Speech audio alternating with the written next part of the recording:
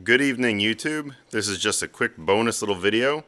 I took one of these little ISDT battery checkers and it has a little balance function built in. And I took a JST connector over here, and on the other end I put on a Molex connector so I can plug it into these batteries, and an alligator clip to go on this terminal.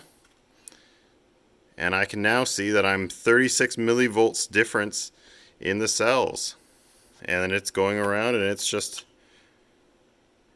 currently trying to balance itself out, which is just hilarious. I mean, it would probably take months for this little thing to balance this big battery, but I can check all my cells, which I have done.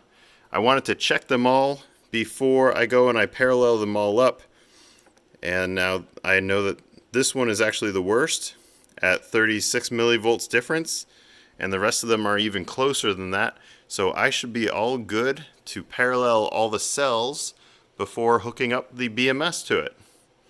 Well, thanks a lot for watching. I hope you like the quick little video and don't mind it, but I'll go back to my regular style in future updates.